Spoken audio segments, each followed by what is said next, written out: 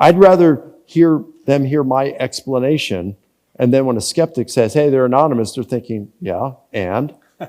Rather than them hearing it for the first time. Well, you told me they were written by Matthew, Mark, Luke, and John, and now we're finding out that they're anonymous, and their faith gets shaken.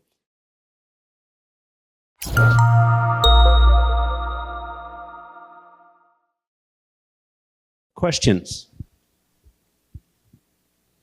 The first one is, Mike, Muslims believe that Jesus was not crucified and that someone else was crucified instead of him. Where does this idea come from? Does it exist anywhere outside of the Quran? And do any historians support this idea?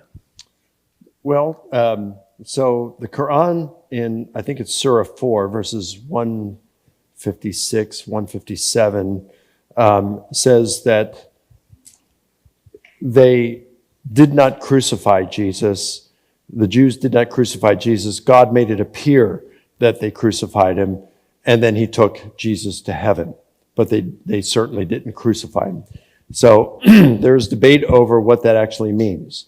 When they say crucify him, does it mean that Jesus avoided the cross altogether, that God made it appear that he was crucified, but Jesus avoided the cross altogether, which would mean he made someone else look like Jesus and they crucified that person instead? And then it's like, well, who would that have been? The primary candidate would be Judas, who had betrayed Jesus. And there was a medieval forgery called the Gospel of Barnabas that says that God made Judas look like Jesus, and God took Jesus to heaven, made Judas look like Jesus, and they captured Judas. And Judas is kicking and screaming, saying, you got the wrong guy. I'm not Jesus, I'm Judas. Yeah, right, buddy. And they crucified him. But Muslims shouldn't even believe the Gospel of Barnabas. I mean, there's numerous reasons for thinking it's a medieval forgery, but Muslims shouldn't even believe it because it contradicts the Quran. The Quran says there are 7 heavens. The Gospel of Barnabas says there are 11 heavens. The Quran says that Jesus experienced pain in childbirth. That Mary experienced pain in childbirth. The Gospel of Barnabas says Mary did not experience pain in childbirth. The Quran says Jesus is not the Messiah. The Quran says Jesus was the Messiah. The Gospel of Barnabas says that Jesus is not the Messiah. And what's interesting, it says Jesus is not the Messiah, but it refers to him as Jesus Christ. And Christ is the Greek translation of Mashiach. Messiah. So it's like saying Jesus, the Messiah, is not Messiah. And of course, that's something the real Barnabas wouldn't have done.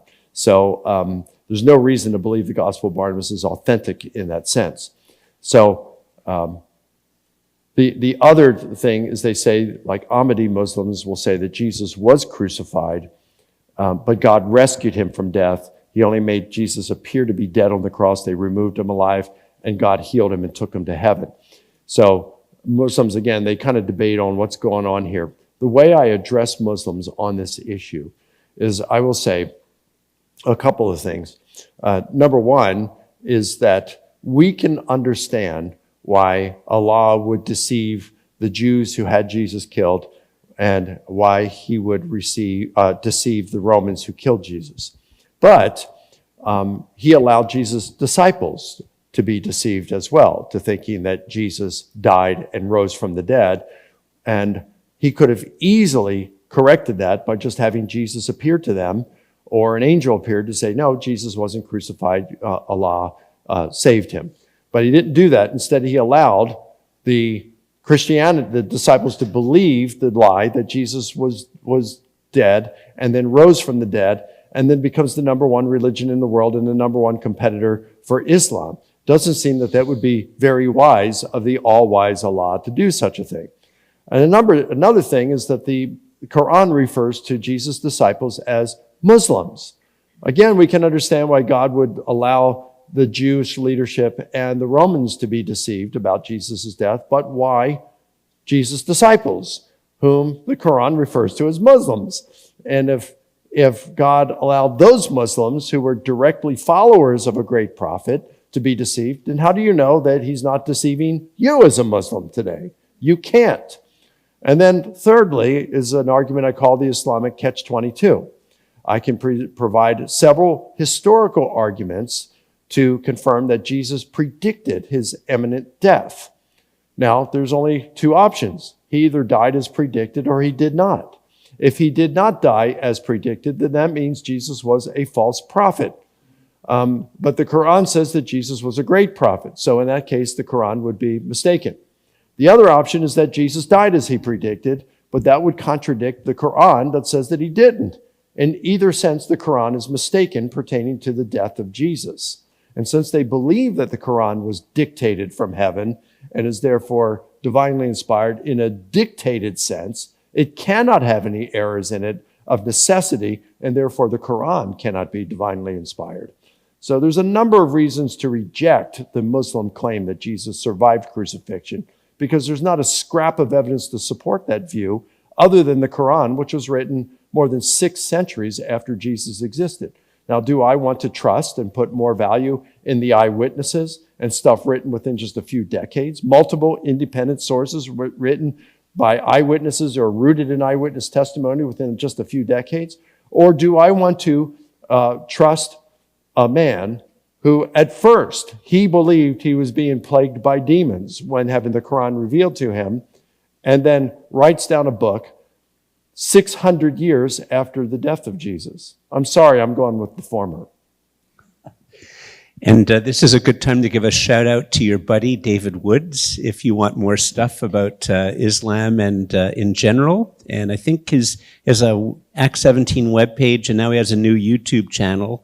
He does. Apologetics Roadshow, I think it is. Is that what it's called? I think that's what it's called, after he'd been off of it for a while. But that's, you'd give a 2 thumbs up for David? Absolutely. I'd give 3 thumbs up. David is just an amazing person. He's a psychopath. I mean, really, he is. He's clinically a psychopath. He tried to kill his dad with a hammer, went to prison for it, had a radical conversion experience, led his dad to Christ, led his girlfriend to Christ. He married her. And now he goes on, he's an expert in Islam, but he goes to the early sources like the Sirat Rasulullah, the earliest extant biography of Muhammad, the Ahadith, the traditions about Muhammad, and the Quran. And he talks about what Muslims were claiming about Muhammad in all of this. And he's constantly getting death threats. But I mean, he's brilliant. I mean, he's a genius. He's way above genius in his IQ. His IQ is above 185. And he turned down the Mensa Society because it was too easy to get into. Serious. And he's hilarious, but he's bold, and he has Muslims threatening his life all the time. One time, a Muslim threatened him on Twitter, "I'm going to kill you, David." And he said, "Okay, well, I'll tell you what, I'm speaking at the First Baptist Church in Orlando, Florida on March the 12th. I'll have a lunch break at noon. I'll meet you out in the parking lot. I won't defend myself. You can kill me then. And if you don't show up, then I'm going to tell everybody that you're a coward who won't defend your false prophet." That's the kind of guy David Wood is. He's amazing. So, yeah. Yeah, and he's very funny as well. Yeah. He's not allowed into Canada, I hear. Yeah, at least that's what he claims. We need to He said he was detained at the airport, put back on the plane, and said, "If you ever try to come again, you will be arrested." We need to bring him here sometime, by the way, actually. So I'm serious. He would be wonderful to have.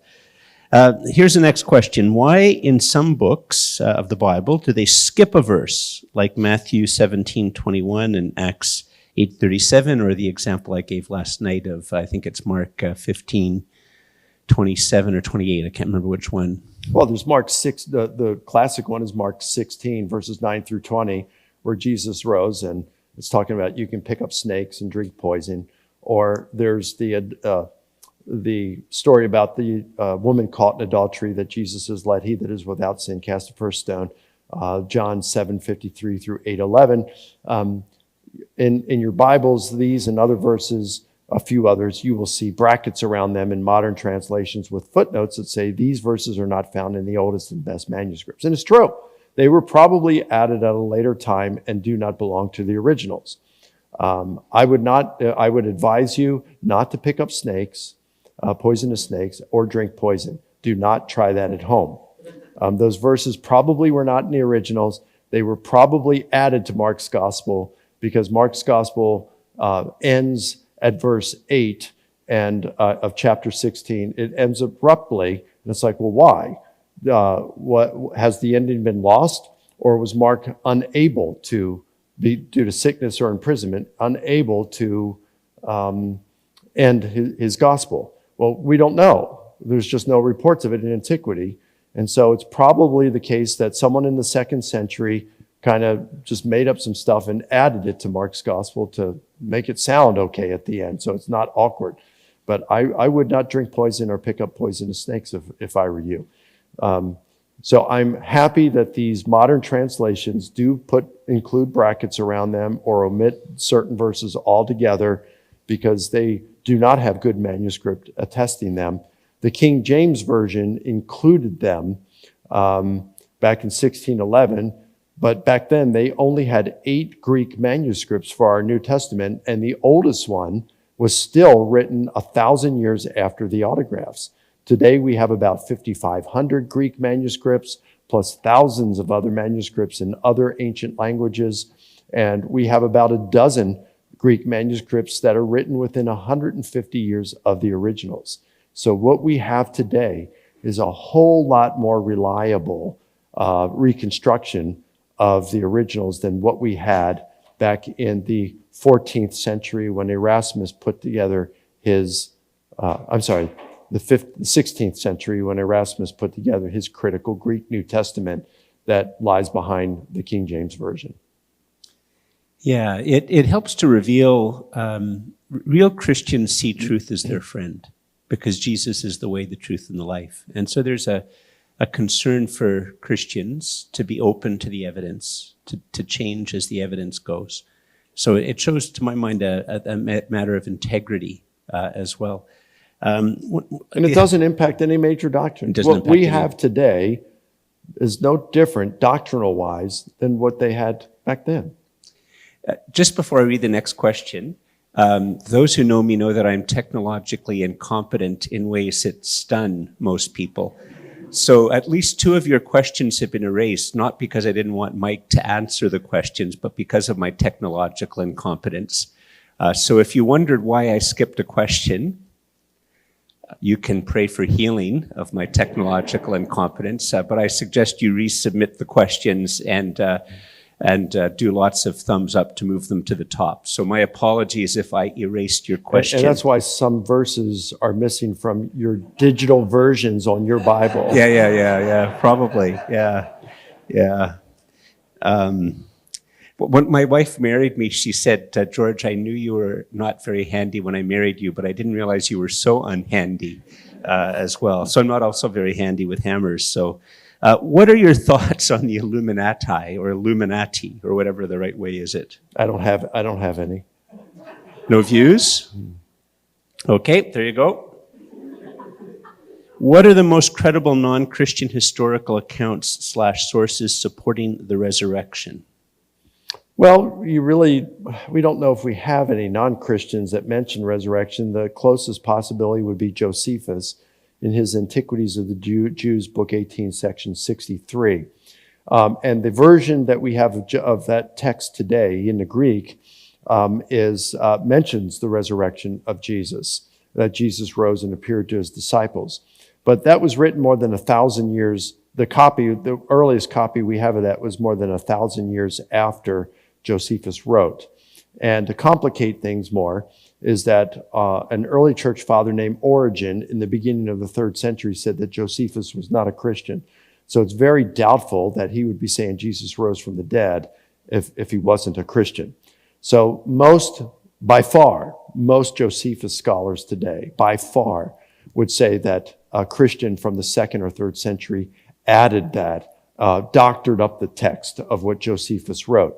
Now, some would say that Josephus never even mentioned Jesus, but the Christian put all that in there to make it sound like Josephus did it. But most Josephus scholars would say, no, that's going too far. Back in the year 2000, I contacted Louis Feldman, who at that time was the foremost Josephus specialist in the world. He's a Jewish, non-Christian specialist of Josephus. He has since died. And I contacted him and I said, you wrote a book in the 1980s talking about where Josephus scholars stand on a number of issues related to what Josephus wrote from, I think it was like 1939 to 1987. And I said, now it's the year 2000. Where do you think Josephus specialists are now related to whether Josephus mentions Jesus? And he said, well, I'd say that at least 3-1 say that he mentions Jesus. And he said, I wouldn't be surprised if it was as much as 5-1. So when you hear some skeptics online saying scholars think that they reject that Josephus mentions Jesus, that's just a lie. It's not at all true. So Christian probably doctored that text.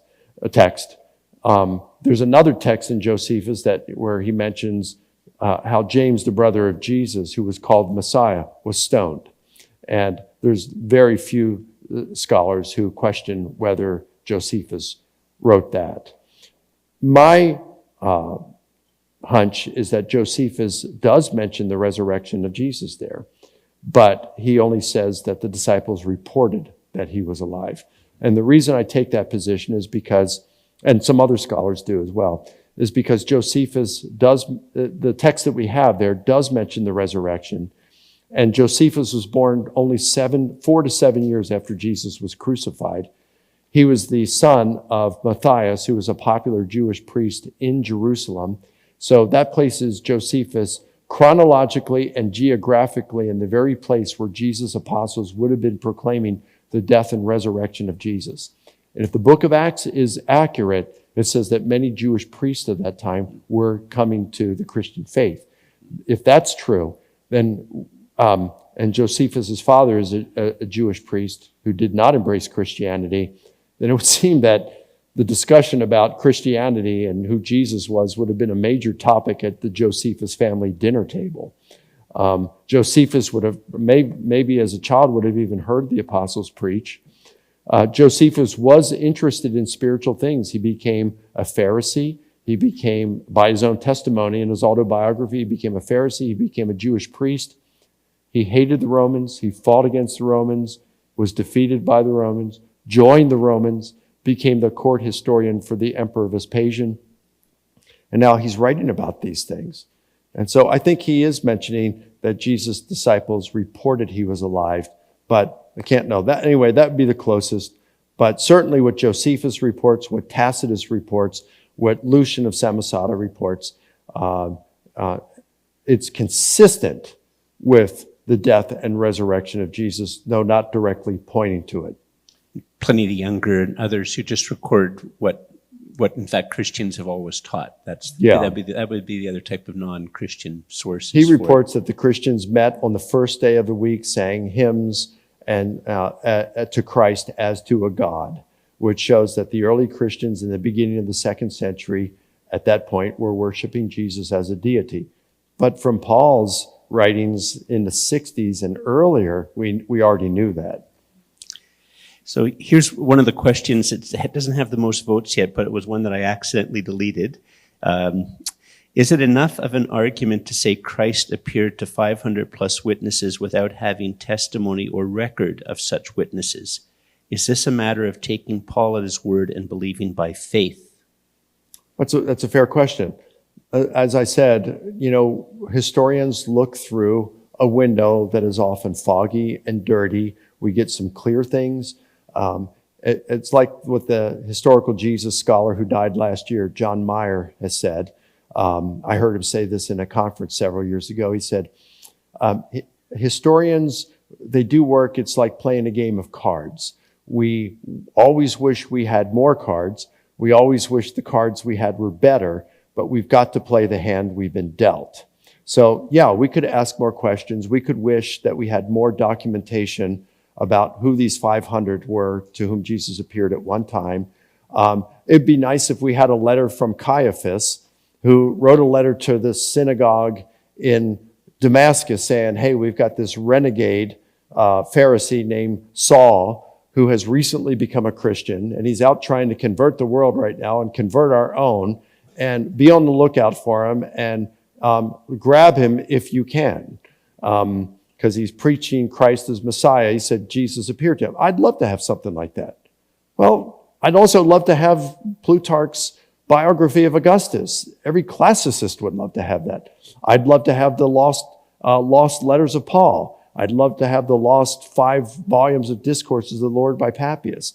I'd love to have the Asinius Palio's histories, Roman histories that he wrote, which Plutarch used.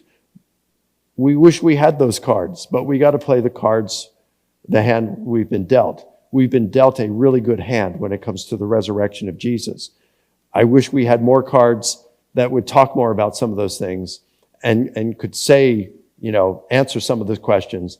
But again, what we have with Paul is this oral tradition that comes very early and goes back to the Jerusalem apostles. We can say they were lying, but then they were all willing to suffer for it. It's unlikely that they were lying. We could say they were hallucinating, but that's got its own problems. So it's like, all right, here's the data we have. What's the best way of explaining it? Resurrection comes out on top. Yeah, and you mentioned it, I think it was last night, what people don't always realize that it's the constant historical references that the New Testament books are making as well.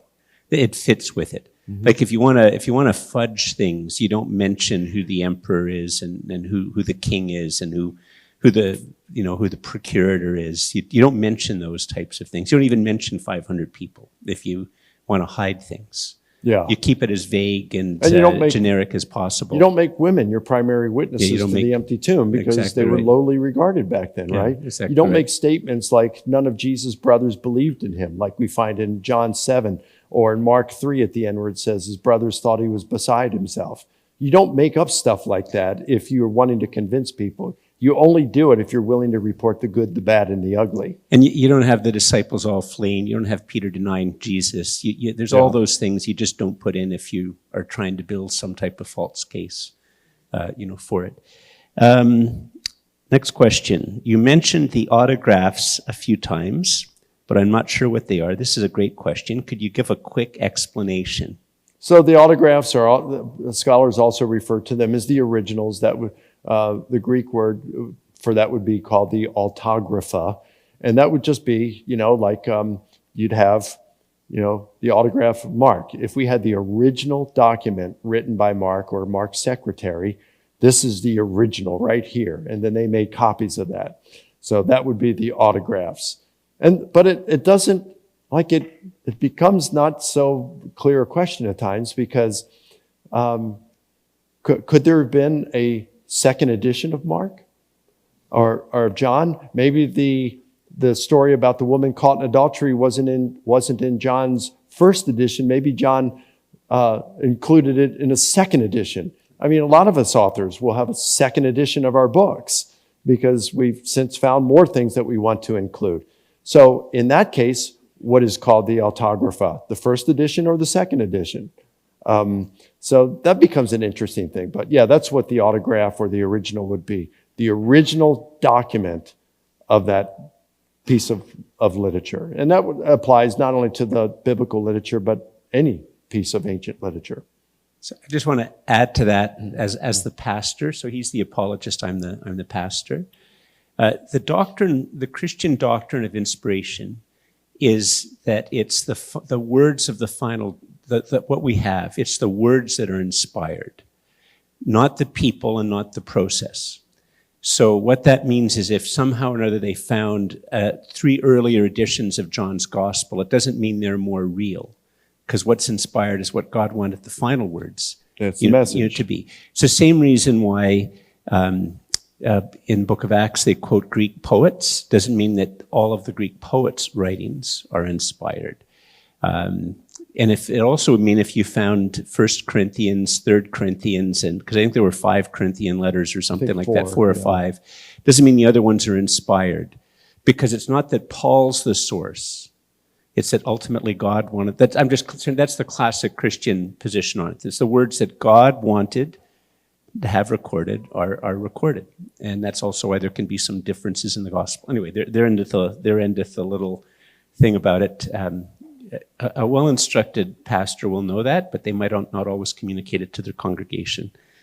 I love this one. What would you consider to be the most accurate modern version of the Bible? Translation. Well, that's... By the way, most people have the same version of the Bible. I don't know if you knew that. It's called the Dusty version, actually, is the most common version. Well, I interviewed Dan Wallace on this. It's on our YouTube channel about English translations. It's very good. You should watch it, everybody. Yeah. So Dan's like really good at this, and he's involved in translating the New International Version and the New English translation, the Net Bible. So Dan talks about different objectives behind translations. So you've got what he would call formal equivalent. We might say literal translations. And that would be things like the New American Standard Bible, the English Standard Version. And then you've got dynamic translations.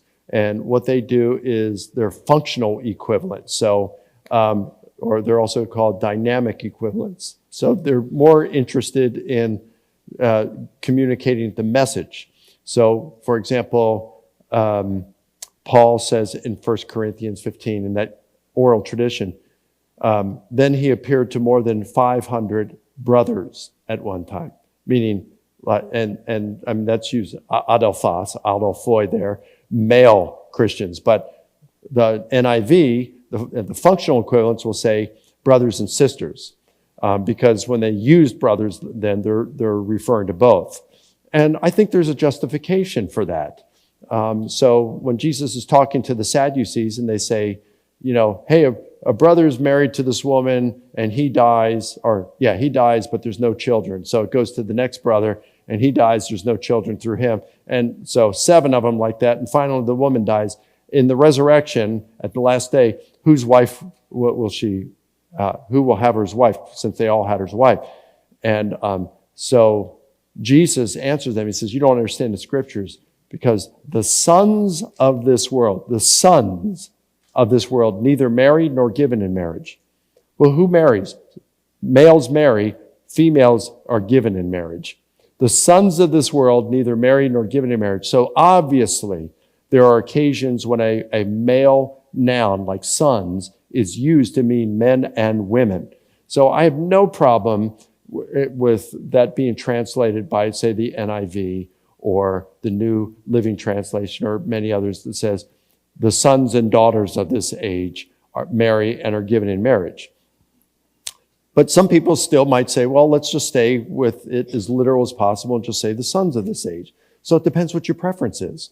For me, I think I like the New American Standard. That's probably the one I go to more than any others because it's very literal. I read the Greek, so if I'm wanting to check my translation against something, I like the New American Standard Bible. Dan Wallace doesn't really care for that. He says the New American Standard Bible will sometimes the translator will import their eschatological views. Well, all translators will impact that, and the NIV that he loves does that as well. So, then there are paraphrases, and they're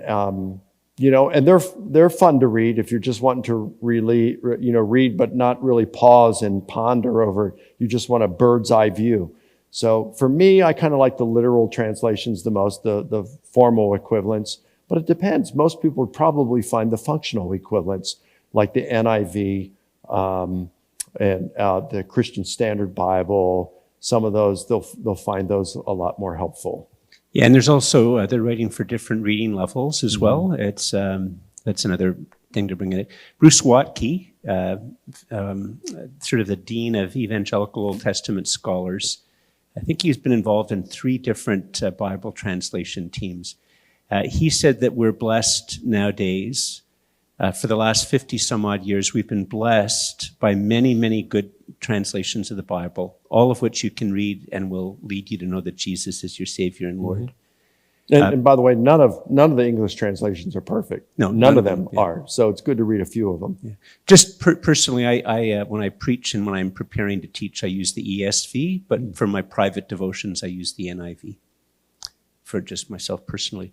How would you go about explaining this to non-Christians, that God, Jesus, and the Holy Spirit are all God, and that God was not the one who died on the cross? Yeah, well, so what I say to Jehovah's Witnesses when they come to my door and they ask me something like that, well, if Jesus is God, how could he die on the cross? You know, God died on the cross. And I just say, okay, look, I view God, when we say God, I think of it like as a unit, a team, you could say. So a team like the hockey team you have here, the Ottawa Senators, is it? I just recently became a hockey fan. So I think hockey's like really a great sport. So it's like you've got all these players, but they make up one team. And there's a coach who's the head of that team. In the same way, I think of the biblical marriage, the way it's described. I'm a complementarian. So I see the husband as being the head of the home. And so there's like a structure in the home. The husband and the wife are equal in their essence, but in function, I think the male has like he's the head authority in the home. And so the husband and wife, the two become one flesh. Now, obviously, that's not referring to, you know, their bodies being tied together. They become like one unit, but there's still multiple persons, and there's an authority structure. And so that's the way I describe to Jehovah's Witnesses about how you can have three persons, Father, Son, and Holy Spirit, but they make up one unit, God, and there's an authority structure, Father over the Son and Holy. And you say, well, why, if it's like that way, why does there need to be an authority structure if they're thinking the same way? And well, to that, I can give another word picture, and word pictures are, none of them are perfect, right? They're just word pictures. But it's like if I'm walking in a field or something, like let's say I got out of the car and I'm walking in a field and I drop my keys and I'm looking for them and say, oh no, it's down in that hole. Oh no, what's in that hole? If I reach down in there, I'm probably going to get bit by a snake or some kind of critter. I don't want to do that. Now, my hand and my head are, you know, we are one, but they are two separate entities, kind of. And my head is not going to hurt from my hand getting bit. I don't want to stick my hand down there, though. And my head is telling my hand to do it, but the hand, you know, my hand will follow the head. My head is the authority over it. So it's like it's different entities, but it's still one. So it might not be a perfect word picture, but that's the best I can come up with right now. I just add two things. The first is this wasn't the issue of the Trinity isn't something that was begun theoretically and then imposed on the Bible. It's that when you read the Bible, this doctrine emerges from it and you can't avoid it. That Jesus and the Father they're one, yet that Jesus prays to the Father and they're different, and it emerges. It goes from the bottom up. The final thing is, many of you have not read this. Google it later or now. Google the Athanasian Creed. Athanasian Creed. It's what I call the creed for dummies. You know, therefore there is one Father, not three fathers, one Son, not three sons. You know, there's not. You know, not three eternals, but one eternal. It's very interesting to help keep things straight. Athanasian Creed, you can Google it. Why did it take at least 30 years for any gospel to be written? Well, it seems like when we read Paul's letters, like Thessalonians and 1 Corinthians, he believes Christ is going to return in his lifetime. But by the time you get to 2 Corinthians chapter 5, it seems Paul is coming to the conclusion that Jesus probably is not returning in his lifetime. So the apostles are out preaching word of mouth. I mean, people are hearing them. And of course, you'd rather hear an apostle than read, right? I mean, a person would rather talk to an author one-on-one than read their book. I know I certainly would. So the apostles are still going around preaching, and very few people can read, only 10% perhaps. And so if they think Christ is coming back in the lifetime of the apostles, there's no reason really to start writing down biographies of Jesus for your future generations. But as the disciples started to die, it's like, oh, and they're realizing, it might be a while before Christ returns. Then they said, we better, while the apostles are still alive, we better get some of the stuff down in writing. And I think that's why there was a delay of 30 or more years before you start getting the Gospels written. Now, it's not unusual that 20 to 65 years is compared to other, like I said, with Plutarch's Lives, when he's writing on those really important figures like Caesar and Cicero and Antony and Brutus that led to the fall of the Roman Republic and transition to empire. He's writing those about 140 years later, and they're still regarded as relatively recent.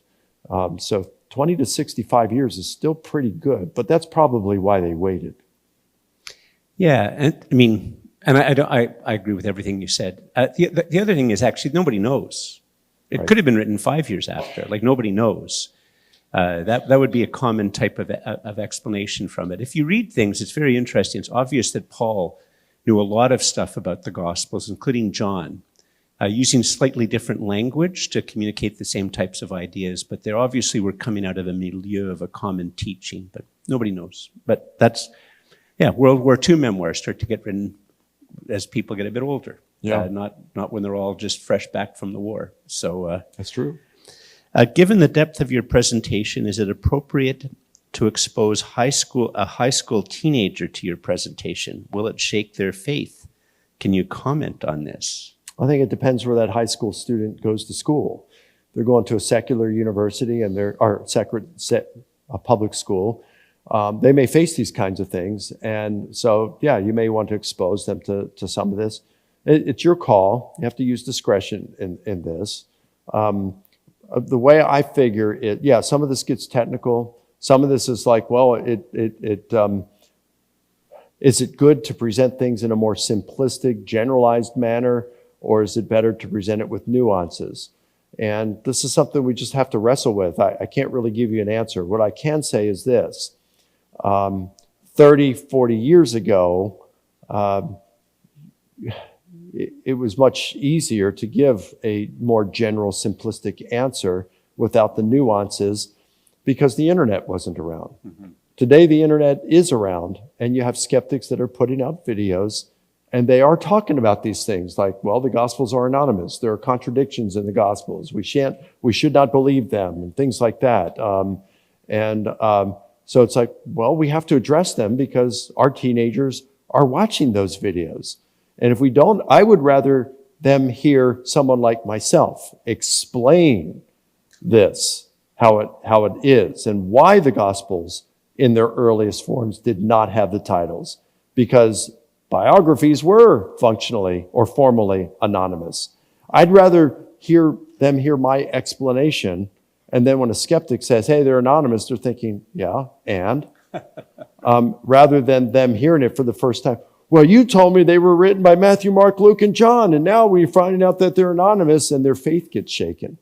So I think even though it may take a little more work, it can be beneficial to expose them to some of these things before they're hit with it by skeptics. We don't have anything to fear. I like putting things in a simple manner, but not too simple. In other words, let's do it as simple as it should be, but not simpler than it should be. How do history scholars identify biased or sympathetic sources, and how does that factor into their determination of the trustworthiness of a text? Well, that's rather easy. First of all, they know that everyone's biased. But then you can see statements about their biases. Like, for example, in the Gospel of John, he states his objective of writing so that you will believe. So that becomes very plain. In Luke, in the beginning of Luke, in his prologue, he says his reason is so that he can report the facts so that Theophilus will know the truth of what happened. So people can read that, a historian can read it, know they have a bias in that way. We know that when Tacitus wrote his biography of his father-in-law, Agricola, he's biased because he loved his father-in-law and he believed his father-in-law had been mistreated and falsely executed. We also know that Tacitus had his biases against certain Caesars and emperors, and because the way he reports it. So, just by reading an ancient historian, you're going to notice there's certain biases. Would a secular archaeologist hide evidence like a letter of Paul if found? Maybe. Would a Christian do it? Maybe. Unfortunately, yeah, I mean, both Christians and non-Christians. What if Paul, we found in a lost letter of Paul, and let's say we could verify that it was written by Paul. And you'd say, well, how would you do that? So you do linguistic analyses and something, and maybe and you do some tests on the papyrus and it dates back. I don't know. But let's say you are able to conclude that Paul actually wrote that, and Paul makes some kind of a statement in it that says this whole thing was a farce. The reason I did it was for this reason. Well, yeah, you might have a Christian that would hide that. Maybe. You do have these occasional rumors that go, well, the Catholic Church has found stuff that they're hiding. It's like, I don't believe that. It's like, give me some evidence for that. I mean, there's all these conspiracy theories. Everybody has them. And I don't want to base my beliefs on possibilities. I want some hardcore evidence. That's where I'm going to go with. Yeah, just, and to go along with this, Christian isn't a compliment and secular isn't a put down. And so whether a person has intellectual honesty and integrity is a human problem and a human issue. I would say that the Bible has transformed the world to make classically there to be a concern for the truth, but we all know that there's Christians who evade truths and that there's secular people who put Christians to shame with their honesty and integrity. So we think about what some Christians do, like with the thing with Ravi Zacharias, how the executive committee of the RZIM board hid this stuff from others. In fact, the chairman of the board said, I didn't even open it and read it because it was Ravi. It's like, stick your head in the sand. Yeah. It's like, really? I mean, that's not what a good Christian does. You got to have integrity. Yeah, absolutely. We need to live by truth, not by lies. It's a title of a book, but it goes to Solzhenitsyn, but it's a very deeply biblical thing. If Jesus is the way, the truth, and the life, then our way of living has to be the truth, and including inconvenient truths, changing doctrinal positions and stuff like that as well. Maybe we're getting close to the end. I think we advertised this as 12:30, and some people are slipping out, and you folks are still laboring on, so we'll keep go. What are your thoughts on the book of Enoch and the book of Jasher? I don't know if that's a misspelt or if that's a... No, that's right. That's okay. They were referred to in the Bible, yet not included in the canon. Yep. Are there any of the apocryphal texts that you would consider reliable and worth knowing? Apocryphal? Well, I mean, like the apocryphal or deuterocanonical literature between the two testaments, they're valuable to read for historical purposes, just like the apostolic fathers are. The book of Jasher was probably somewhat poetic. It is mentioned in the Old Testament a few times. We've lost it. So, I mean, can't really say much about something we've lost. The book of Enoch, known as First Enoch, was probably composed sometime in the 1st century BC and then added to in the latter part of the 1st century AD. It is quoted by Jude. I think it's Jude 9, mentions Enoch. And it reads a lot, First Enoch reads a lot like Revelation, which tells us Revelation belonged to an apocalyptic genre of that time and could assist us in interpreting it. So I'd say Enoch is valuable to read. Why it was not ended up included in the canon, I don't know. I've read through it once. I've read portions of it a few times, but I'm not an expert on it. Yeah, I mean, I would just add, for those of you who have the vocation or the calling, read widely. Read people that don't agree with you, read old books, read new books, read widely. Don't be afraid of the truth, and don't be afraid of seeing things that come from different perspectives. When I used to tell my kids when they were young Bible stories, and I would tell them, stories I made up or other things, but I always say to them, this is from the Bible, and I would make it clear that that's a different type of thing that I'm now reading when I would tell it to them. And so for us as Christians, we should read the Bible as God's word written, but we should read widely for other stuff. When it comes to biases, and everybody's biased, when I read other scholars, most scholars, they don't even recognize they're biased. Yeah. Or if they do nothing to try to minimize that. They just have their own agendas. And I'm talking not only atheists or skeptical scholars, but also Christian scholars. What I think is beneficial when you actually take the time and you say, I'm going to seek and follow truth no matter where it leads. Right. And when you're committed to truth, and then you arrive at, and you really take pains to minimize your bias and honestly seek truth. When you come to the end of that journey, and it's a long journey, and it's a heart-wrenching one at times. It's like I've gone through that for years. I still try to be honest. But when you come through that and you conclude something like Jesus rose from the dead, it's like, man, you just feel so much more confident about your faith, because you know that you approached it in a very honest and open-minded manner. Right. This might be the last, I think this will be our last question, well, unless you just say yes or something to the answer. If it is not normal historical method to include a supernatural hypothesis, rather than accepting we just can't account for the facts with any current hypothesis, which in brackets, why should we do it with the resurrection? So the majority of historians today will say that you cannot, as a historian, investigate a miracle claim. You're barred from doing it.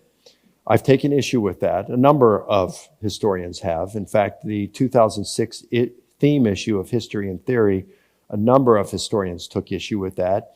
And even the chief editor in that said, we've come to a time when it's a watershed time when historians are now, many are rethinking, and we're having to rethink and say, it's probably appropriate now to consider miracle claims, because the reasons for rejecting miracle claims just haven't proven to be correct or really wise.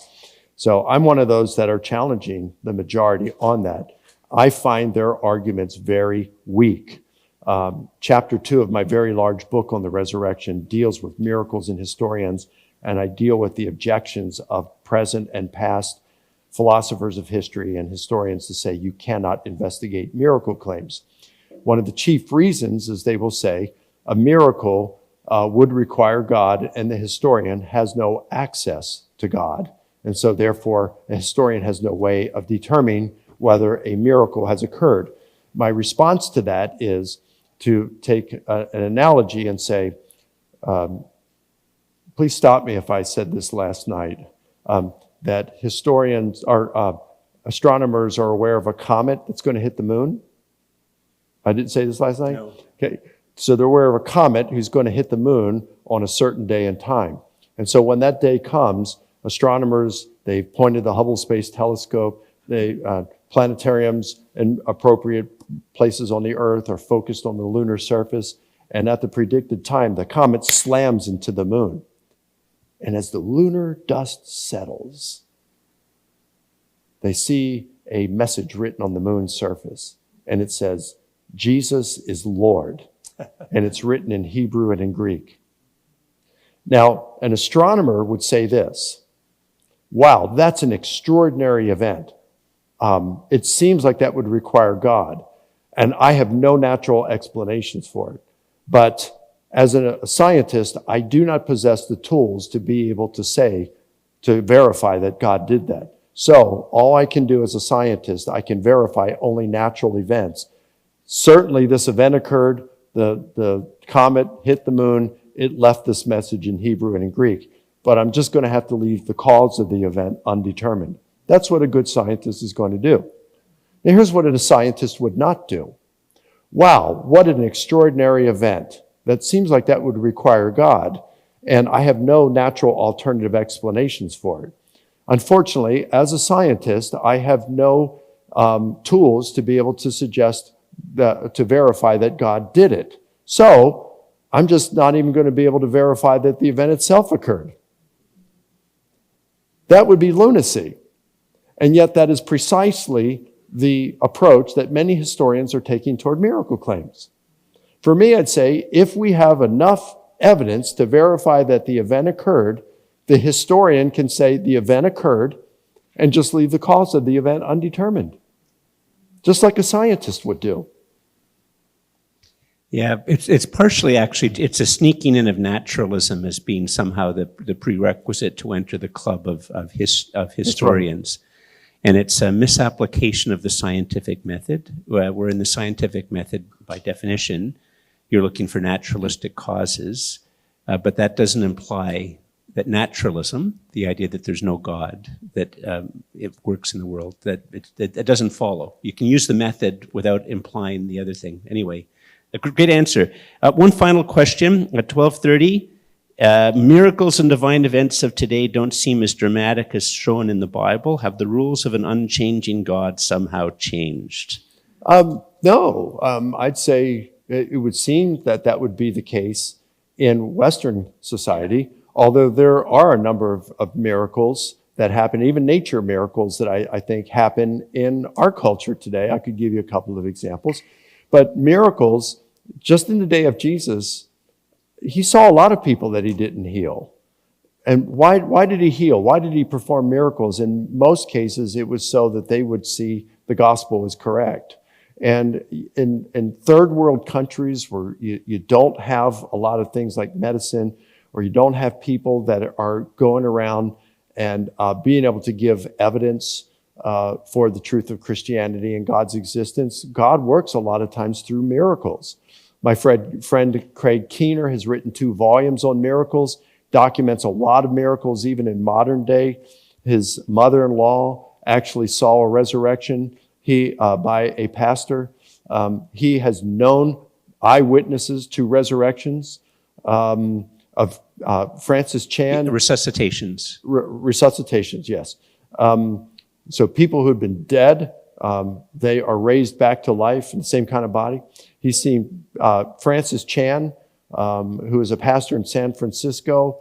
He has said that he has been to a place over to a tribe and preaching the gospel for the first time they hear it. And in the middle of preaching, God is like impressing upon him these people in the front row, these kids. I want you to heal them. There were blind kids, deaf kids. I want you to lay your hands on them, pray for them, and heal them. And he's thinking, I've never done anything like this before. It's like, and so he does it. And all of a sudden, the blind see and the deaf hear. And so, I mean, this stuff happens today. There are eyewitnesses who testify to this. And you know, in the book of Acts, you've got at one point, I think it's Peter saying, praying and saying, as the gospel is preached, Lord, we ask that your hand will heal and perform miracles and wonders. And you see, and this stuff is happening today in the 21st century. I think it doesn't happen a lot in our culture nearly as much as because of our unbelief, our embracing of naturalism. And so, you know, in the Gospels, it talks about how, and Jesus couldn't perform many miracles in their midst due to their unbelief. Brothers and sisters, friends, it has been a great Friday evening and Saturday morning. So let's all once again just thank Mike for being with us.